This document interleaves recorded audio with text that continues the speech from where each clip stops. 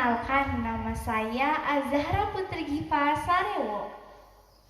Saya perwakilan dari SD Negeri 33 Kasipute. Pada kesempatan ini, saya akan membawakan cerita rakyat yang berjudul Tina Orima. Cerita ini saya baca dalam buku cerita rakyat Moronene, terbitan Kantor Pusat Bahasa Sulawesi Tenggara tahun 2016.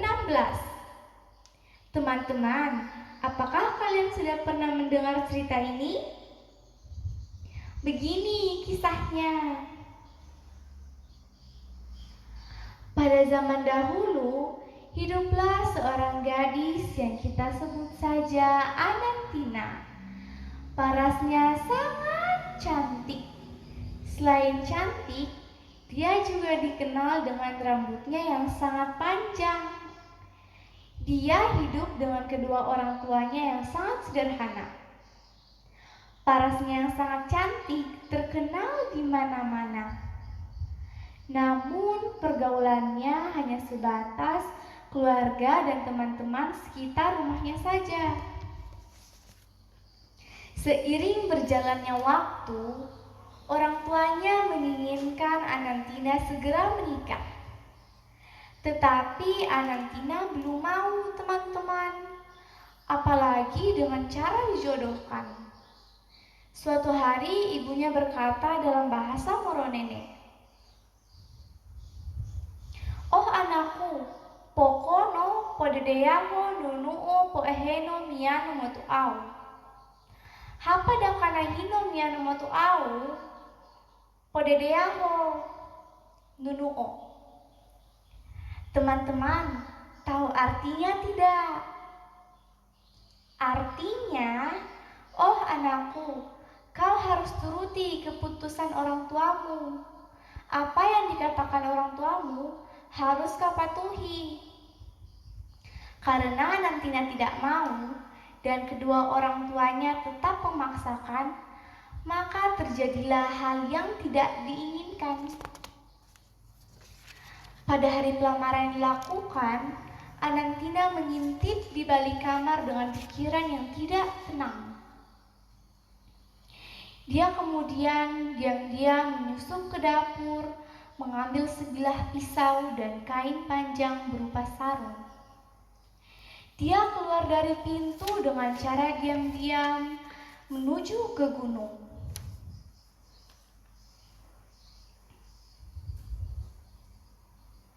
Sampainya di gunung, dia berkata pada dirinya sendiri, "Apa yang harus aku lakukan? Aku tidak dapat menolak ketetapan orang tuaku. Tetapi aku yakin pilihanku adalah yang terbaik untukku."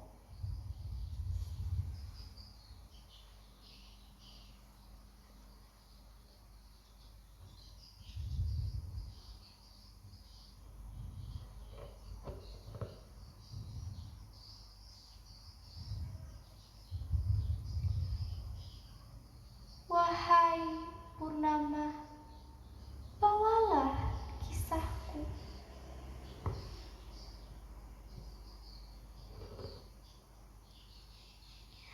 Anantina pun mengakhiri hidupnya.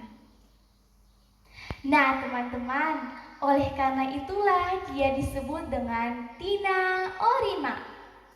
Tina adalah perempuan, Orima adalah kasihan. Perempuan yang dikasihani karena rela bunuh diri demi menolak perjodohan yang tidak dia inginkan. Adapun pesan moral yang dapat kita petik dari cerita ini, sebagai seorang anak, hendaklah selalu berbakti kepada orang tua. Hendaklah keputusan diambil melalui musyawarah agar tidak ada pihak yang disalahkan di kemudian hari. Demikian cerita dari saya. Sampai jumpa di kesempatan yang lain dengan judul yang berbeda. Salam literasi. Wassalamualaikum warahmatullahi wabarakatuh. Sampai jumpa.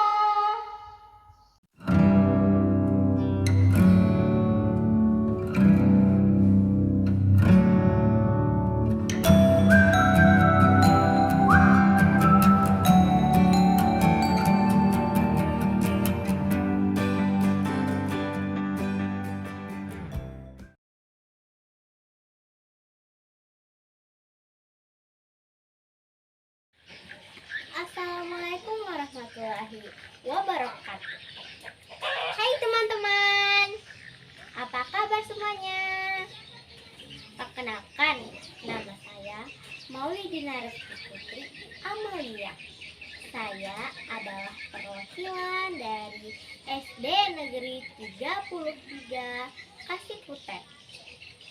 Pada kesempatan kali ini, saya akan bercerita dengan judul Asal-Usul Tari Lumense. Cerita ini saya baca pada buku cerita rakyat Boromene terbitan Kantor Pusat Bahasa Sulawesi Tenggara tahun 2016. Teman-teman, apakah ada yang sudah pernah mendengar cerita ini? Begini ceritanya. Dahulu kala ada musim-musim tertentu, misalnya ketika memasuki musim angin barat, masyarakat Kabaena mempercayai bahwa pada musim-musim tersebut para jin sedang damai berkeliaran di perkampungan. Pada waktu-waktu itu, orang-orang tua di Kabaena berpesan kepada anaknya untuk tidak terlalu berkeliaran karena wabah penyakit seperti kolera, flu, demam sering menyakiti masyarakat. Untuk mengatasi wabah penyakit tersebut, konon ada seorang lelaki bernama William T. Halu yang melakukan pertapaan di Gua Watugiri selama 8 hari untuk mencari petunjuk cara mengatasi wabah penyakit tersebut.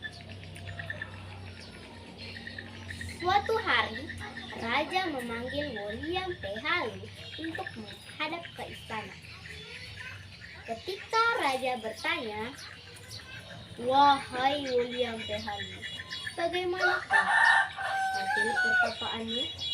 Apakah ada cara untuk mengatasi wabah penyakit ini?" William T. Halu langsung berkata, "Ampun tuanku, hentikanlah saya gendang." Setelah gendang dibunyikan, William T. Halu langsung berdiri dan menari lumense.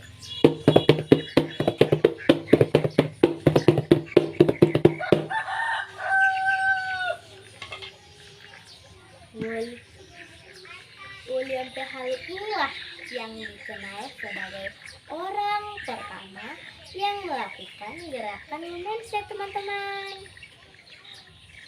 Demikianlah, sejak saat itu, ketika masyarakat Kabaena sudah mulai dilanda penyakit, dilakukanlah lumense sebagai upacara pengusiran wabah penyakit tersebut.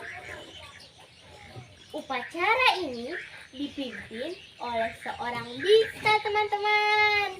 Seorang bisa khusus diberi jabatan oleh kerajaan untuk mengobati orang sakit. Sebelum memimpin upacara, seorang bisa mengambil kain putih 1 pit, uang logam di tangkai Nompelia, tempat persembahan di kaki gunung Sabangpolulu. Selanjutnya, ketika gendang lumense sudah dibunyikan, makhluk halus akan turun dari Sabangpolulu. Dalam upacara ini akan ada orang yang kerasukan, teman-teman. Ini serem ya. Versi dari Kotua mengatakan bahwa orang yang kerasukan hanya orang yang dapat melihat makhluk halus. Orang yang dapat melihat makhluk halus Wolia. Wolia bisa melihat dan berkomunikasi dengan makhluk halus. Ia pun akan ikut menari sebagaimana yang dilakukan oleh makhluk halus tersebut. persembahan berupa seorang wanita merupakan puncak dari ritual tersebut. Wanita yang akan dijadikan persembahan harus memiliki beberapa persyaratan, antara lain sebagai titisan suaminya yang masih suci dan belum menikah. Gadis ini berdiri di depan dengan mengenakan pakaian adat Kabaina yang disebut taicom. Persembahan tumbal dimaksudkan sebagai persembahan kepada penguasa langit untuk segera menjauhkan wabah penyakit dari masyarakat. Seiring dengan perkembangan peradaban, persembahan tumbal berupa seorang wanita pun diganti menjadi seekor hewan. Misalnya babi, kerbau, dan sebagainya. Dan pada perkembangan peradaban berikutnya, persembahannya pun diganti menjadi sebatang pohon pisang sebagai simbol penyerahan tumbal. Demikianlah cerita saya. Sampai jumpa di cerita selanjutnya. Salam literasi. Wassalamualaikum warahmatullahi wabarakatuh. Sampai jumpa.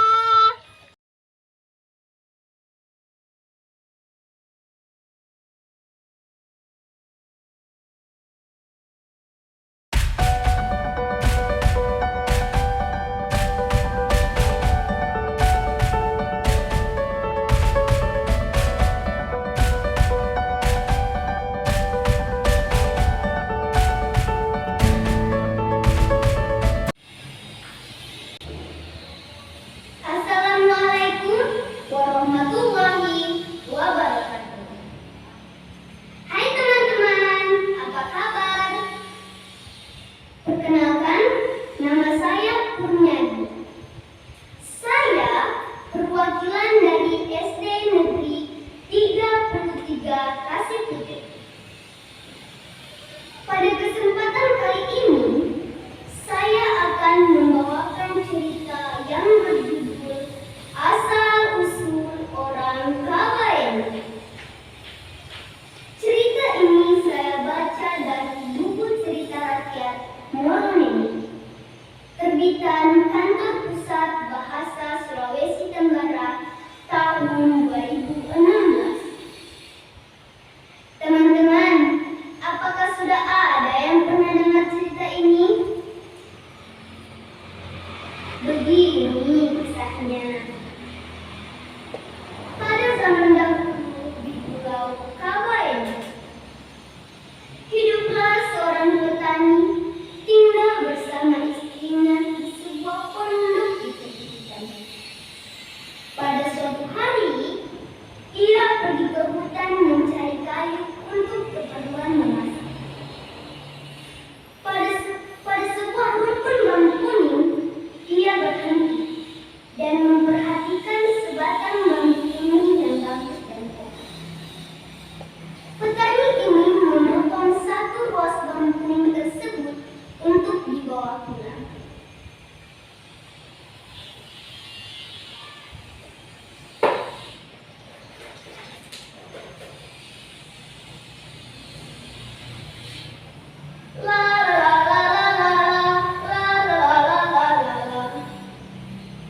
Setiba di rumah, ia meletakkan ruas bambu kuning di rumah.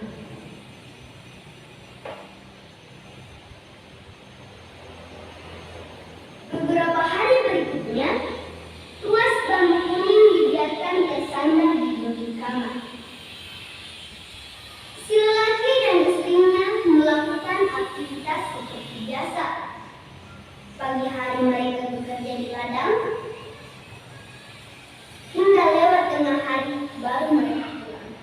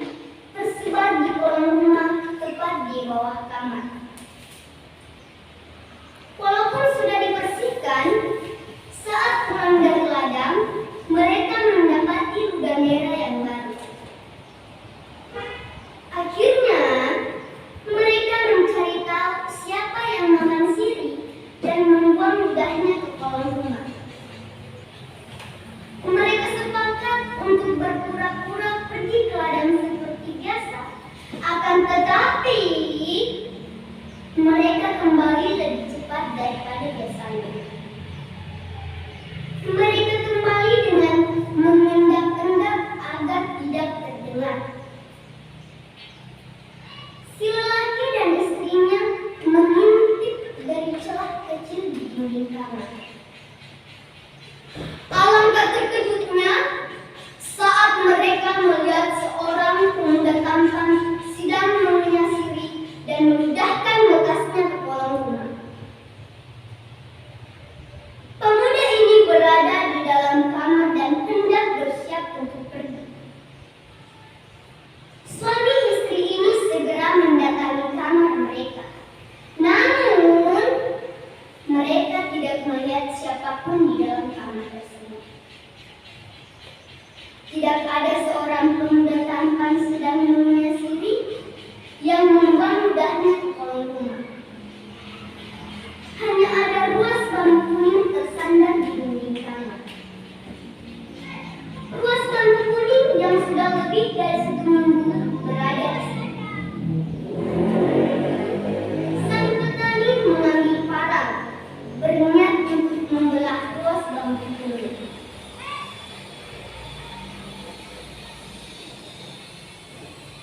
Dipegangnya bambu kuning dengan tangan kirinya, sedangkan tangan kanannya bersiap untuk mengayun parang yang sangat tajam. Wah! Si petani dan istrinya kembali terkejut karena mereka mendengar suara teriakan dari dalam bambu kuning. Tolong! Janganlah engkau membelah aku! Si petani dan istrinya khawatir membayangkan hal-hal buruk terjadi pada mereka. Terdengar lagi suara teriakan dari dalam bambu kuning. Kalau harus dibelah, belahlah dengan pelan-pelan dan hati-hati agar tidak melukai. Dengan memberanikan diri, si petani membelah ruas bambu kuning dengan sangat hati-hati.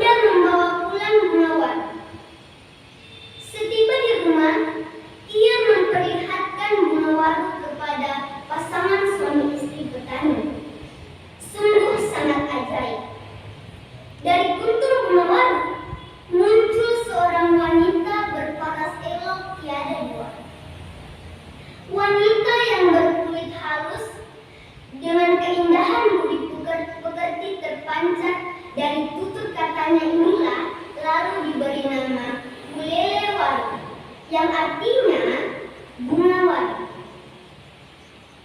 atau juga dipanggil sebagai Tolomeanewan, yang artinya putih bungawan. Nah teman-teman, petani dan istrinya menjodohkan Mulere Wadu dengan anak angkatnya. Ini diyakini sebagai cikal bakal orang Kabaina hingga saat ini. Cukup sekian cerita ini, sampai jumpa di cerita selanjutnya. Salam literasi. Wassalamualaikum.